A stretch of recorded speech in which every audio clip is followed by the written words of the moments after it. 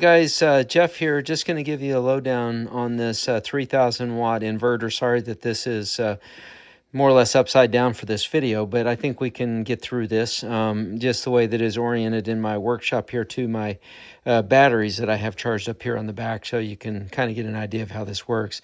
But this 3000 watt inverter is just really nice. I had a chance as I was setting this up, connecting it.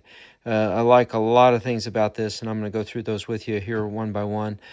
First of all, it does come with some really nice battery cables. These are heavy duty, high quality. It does come so that you can connect these. It does have little plasticky escutcheons to help you protect, make sure that nothing metallic comes in contact with these points here. Since they are in close proximity, that's kind of important to make sure that you keep those covers on. It doesn't hurt once you get these set up to even put some electrician's tape on those. But I've got it connected to just an AGM. This is a lead cell or lead acid battery. I've got several lithium batteries around, but this was actually on the back of my workshop and fully charged. So I thought it would work out great for this demonstration. First of all, so the size of it, you can see you're pushing about 14-15 inches. It is heavy duty, does have really nice fans here in the back to keep it cooled off once you do get some electricity inverting through there from your 12 volt to your 110 or 120. Just a really nice setup here. So let me move a couple things out of my way so you can see that. And the front gives you several different accesses. So here you're able to plug in 3 different devices. I've got a skill saw plugged in right at the moment. And then it also has really good, colorful, bright displays, which will show you all kinds of information, helpful information.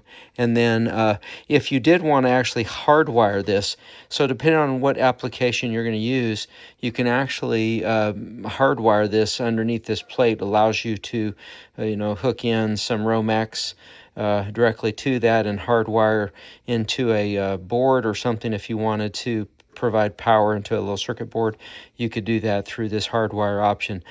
For me, I use these mainly as temporary or electric generators, like in the back of my truck per se. I can keep a charged battery. I actually have a solar setup in my truck that keeps batteries charged for me. I keep a little inverter in the back, and then that way if I get on a job site, I'm actually able to run power tools, a lot of power tools off of just a couple of small things without having to worry about gas generators and things like that. This one has a really nice feature, really long remote. This will actually control the device on and off, and it will provide all kinds of feedback here for you, showing you right now that you've got a 12.2 volt battery source coming in, which tells me my batteries are a little low on this side here. Should be peaking somewhere in that 14 volt range when they're fully charged. But it also shows that 119 volts are ready to go. So most of your standard AC powered plug-in type devices, it's ready to go for that. And then it gives you any kind of error codes here. So if there's things that are going wrong, low voltage, high voltage, output, short circuit, all of that will appear in this little green box here. So a lot of information for just a little box. And then it comes with a really long cord. This is plugged in on your standard kind of like old RJ45 phone line kind of thing. So if you needed to even go longer, you could splice that. But this allows you to have your inverter and battery somewhere like in a cargo hold or something like that of your RV or trailer, and then you could run this up into the passenger part of it or residential part of it to then get the feedback that you need off of your inverter. But real quick, I do have a 15 amp skill saw plugged into this, and it gets noisy when you do it. But let's pay attention to the this part here, because when you turn this on, that's when you kind of see the information that you need to know. So let's go ahead and do that.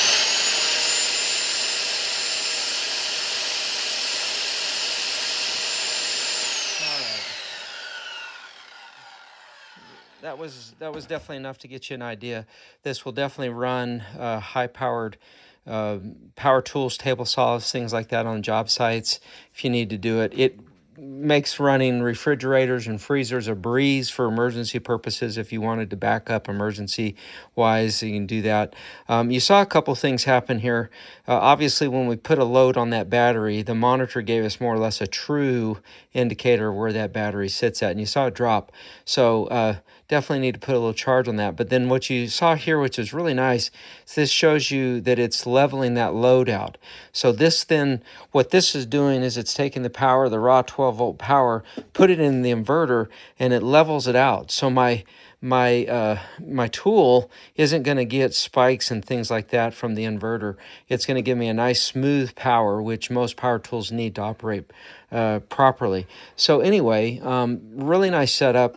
It's got all kinds of features. Weight of it's about what you'd expect for these kind of things. So if you're in the market and you're looking to get into an inverter game, some emergency backup, be able to power tools where you don't have power, this kind of combo setup right here is going to get the job done. So if you're in the market, I would highly recommend that you check this out.